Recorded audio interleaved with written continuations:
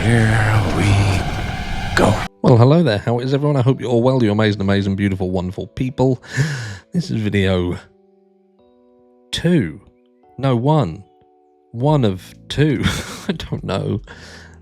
I must firstly start by oh, and by the way, you're looking absolutely amazing. I must start the day by apologising for last night. Sadly, we had some weather.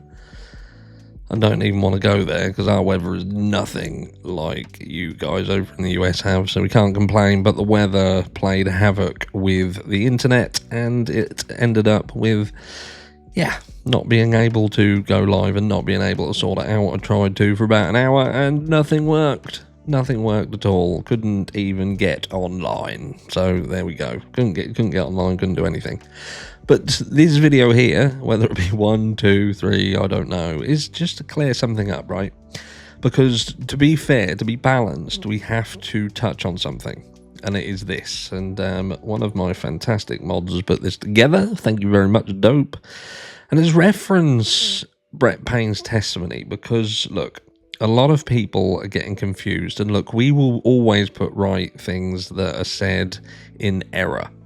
Whether it be something that's been said about Bryan Kohberger in error and it's being used to facilitate rumours that he is definitely 100% the killer and, you know, the stalking and all this, we will put that right to balance the scale. But also, to be right, to be proper, we have to address people who are stating wrong things to try and say that it couldn't have possibly been Bryan Kohberger who did the crime at all. And look, I'm still firmly in camp. I don't think Bryan did it. I don't think that they've proven it. But what I don't want us to be lumped into is the category of people who are willing to overlook things that shouldn't be overlooked. And what am I talking about? I'm talking about Brett Payne's testimony. And look, there we go. So a lot of people are turning around and saying Brett Payne is basically stating that they don't have footage of Bryan Kohberger or Bryan Kohberger's car on video. They're wrongfully assuming that when he was in court, he basically said, oh, we don't actually have footage of Bryan Kohberger. And that is not actually what he said. And I just want to right that wrong. So look, Brett Payne's testimony, context is 95 South, suspect vehicle number 1 heading out of Moscow after the murders. Relevant times, and there's a video link here which is discussing this specific proportion of the drive, if you like. Okay, so I want to focus a little bit on 95 South, yada yada yada. But look, this is what we're saying. Let me just get this off. You can't see it, but I can. These sightings show suspect vehicle 1 makes an initial 3 passes by 1122 King Road residents and then leave via Elantra Drive. Suspect vehicle 1 can be seen entering the area 4th time at approximately 4:04 a.m. When suspect vehicle 1 is in front of the King Road residence, it appeared to unsuccessfully attempt to park or turn round in the road. The vehicle then continued to the intersection of Queen Road and King Road, where it can be seen completing a 3-point turn and then driving eastbound again down Queen Road. And then we've got this here. So from PCA again, a review of camera footage indicated that a white sedan, hereafter suspect vehicle 1, was observed travelling westbound in the 700 block of Indian Hills Drive at Moscow at approximately 3:26 a.m. And then we've got AW camera, and what we've got here is images from the cameras that it would have been coming from. From PCA, westbound on Steiner Avenue at Idaho State Highway 95 in Moscow at approximately 3:28 a.m. On this video, it appeared suspect vehicle 1 was not displaying a front license plate. This would have been the camera that it was caught on. From PCA, 500 Queen Road, number 52 camera. And we've got an image here of where that would have been located.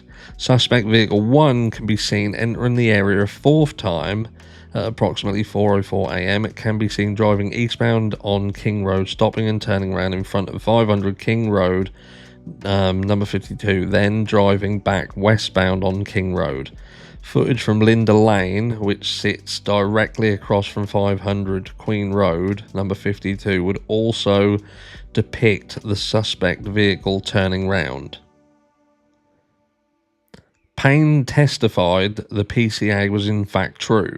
There is no video beyond Elantra Drive, specifically Palouse and Conestoga Drive, as well as US 95 South, to determine which path of travel was taken after the murders. Assumption is US 95 was not the route because there was no video footage of suspect number 1 vehicle. Therefore, Payne's map depicts another route that was possibly used. And it says, note that AT never asked about the footage that actually shows the vehicle as identified on the cameras I've shown above during this hearing. Also, she did not say beyond Elantra Drive when she asked him about it at the very end of the hearing, because that would have made him look guilty by acknowledging the vehicle is in fact on camera. Strategic of Ann Taylor to conveniently leave that off her question, but the hearing context was US 95 South when Payne made the statement on recross.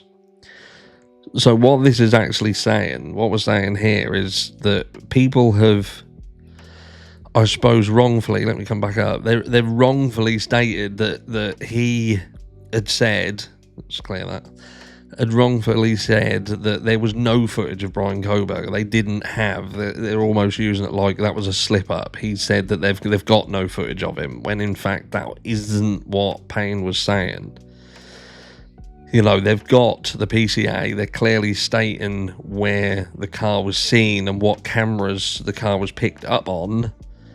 But that proportion that people have latched onto what is seemingly suggesting they don't have footage is not in reference to the overall arcing picture of the travelling of that. And look, the car, we're not saying that the car is definitely Bryan Kohberger's. We're not saying anything of the sort. But what we will also say is that Ann Taylor has never, how can I say, she's never flat out stated that he wasn't in Moscow, Idaho. She's never said that. We've actually picked up on that. We've picked up on it, and we have mentioned that Ann Taylor hasn't ever turned around and said. What she has stated, however, is that he wasn't there. And you have to listen, and this is why it's very important to listen to everything and make sure that you pay attention, because Ann Taylor is basically saying that he wasn't there at the time of the crime. She's not saying that he was never there. And I think the angle here is to try to suggest that the crime didn't happen when they're trying to say it did. And I've always said that is a very important piece of information to consider, because the timeline, I've said this before, the timeline only exists because we've been given that timeline by the surviving roommates. They're the people who have controlled the narrative of the crime when it happened, when they saw someone in the home with the bushy eyebrows and the black fucking mask and whatever. They have controlled everything. Law enforcement have seemingly stated that the entire timeline exists because of evidentiary, evidence on phones. The behaviour of those inside the property would seem to be where they got their timeline from, which has always been a concern to me. It has always been a concern to me, but equally, we can't latch on to untruths and say that they're saying that they don't have footage of Bryan Kohberger or the white Hyundai Elantra, because they absolutely are not saying that.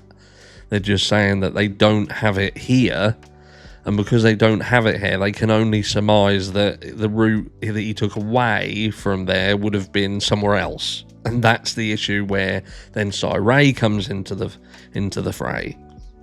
Because that route that they're taking, that they've seemingly plotted because they don't have an alternative, what Ray is suggesting is, look, you can't have that. We can probably get phone data, and once we've done everything and drilled into it and got everything that we need to give you the accurate information, that could in fact place Bryan Kohberger somewhere else. But again, I think the important thing here is always going to be, are we absolutely positive that the crime happened when we believe it happened? Or are we being led to believe it happened when it could have potentially happened earlier or later? And will that be the thing that fucks this entire case up? Who knows? Who knows? But look, I just want to straighten that kink out. And I hope you have a fantastic day now. I'll catch you all in the next one.